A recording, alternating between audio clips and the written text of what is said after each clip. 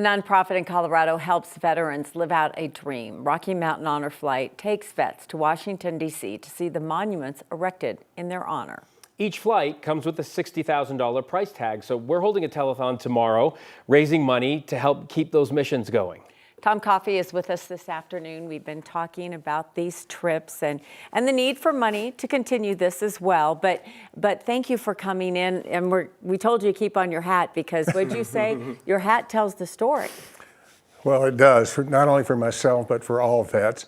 And we find it a bit humorous with each other and what we see on the hats and things. And sometimes they'll write on them or have someone autograph them or whatever. One, as an example, had Bob Hope. Oh, nice. Is that not cool? And so you wouldn't expect that. Yeah, no, he used to go over and entertain the troops. You were able to take one of these flights, and we're holding this telethon to raise money so that each flight is free for you, $60,000 for the nonprofit, so we want to help those continue. Tell us what it was like for you. Well, I'll have to tell you, it was a sobering experience, but in a very, very good way. It's very healing, particularly for my era, which is the Vietnam vet era. We kind of sought out each other and would find each other. And as I just mentioned, two basic questions. When were you there? Yeah. Who were you with? Your unit. And that would have been, and that to some degree pinpoints the part of in-country where you were. But you wouldn't think an experience like this would be healing, but I'll tell you it is. Because you're with fellow vets who experienced everything you did and sometimes more. And it's healing to understand that there are others like you, but there are so many people who care.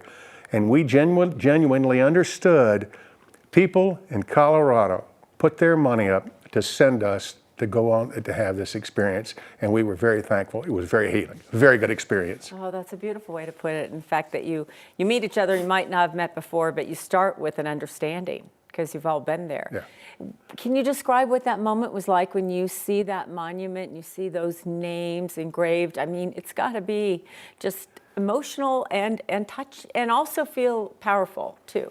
Exactly. I like both of those words.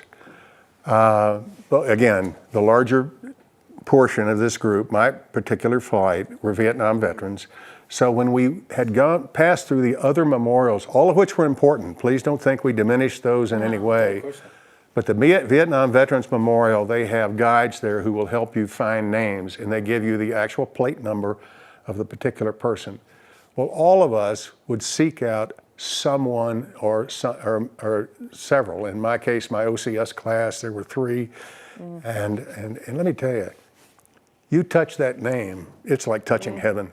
And it was and believe me, the experience and what it does to you and how you feel.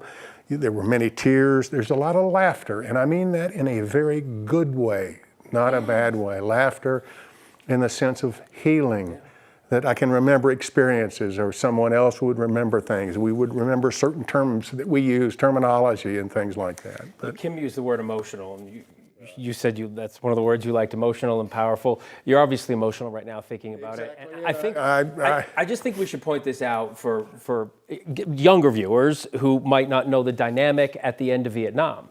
With your particular conflict that you were involved in, when you guys came home, the greeting that many in this country gave you was awful. Awful. Spit on you, and they called you all sorts of names. And I would imagine, as you said, touching that wall was like touching heaven. Was there some kind of release being at this memorial, kind of like a breath of fresh air that you can, it's relief? Beauty.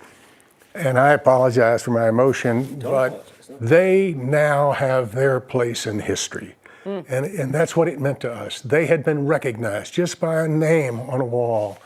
But that's a friend. That's someone I knew. That's someone I shared time with and experiences. And it was very, very special.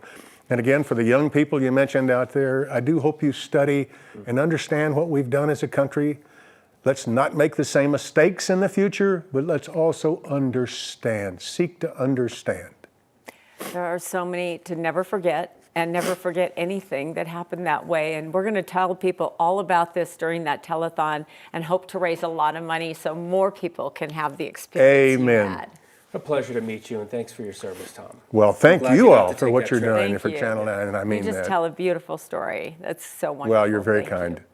So again, that telethon tomorrow, and that's from 5:30 in the morning till 7 p.m. at night. We're already taking the donations because we know people get busy. If you've got something going on tomorrow, start now. You can scan the QR code on your screen and give what you can.